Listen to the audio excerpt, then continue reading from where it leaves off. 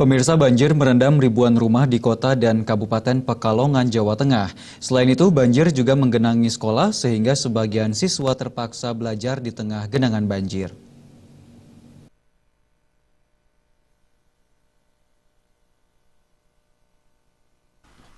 Kondisi banjir di kota dan Kabupaten Pekalongan, Jawa Tengah lumayan tinggi.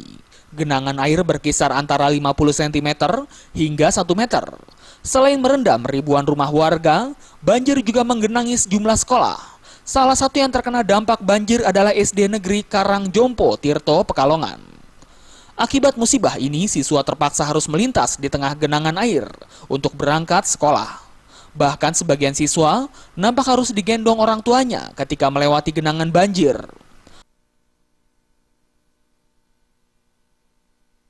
Kunarsi, guru SDN Karangjompo mengatakan, kondisi banjir sangat mengganggu proses belajar mengajar. Namun para siswa tetap berangkat belajar seperti biasa. Para siswa ini terlihat tetap semangat mengikuti pelajaran meski berangkat melewati banjir. Baru ini kemarin ya ada airnya, tapi ya cuma 5 cm mungkin.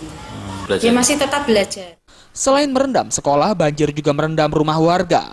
Banjir ini dikeluhkan warga sebab aktivitas warga menjadi terganggu. Hujannya besar sekali. Terus? Jam 12. Banjir kali ini menimpa sejumlah titik yakni di Pekalongan Barat, Pekalongan Utara, serta di Desa Jeruk Sari, Mulyorejo, Tegal Dowo, Karangjompo, Kabupaten Pekalongan. Dari Pekalongan, Jawa Tengah.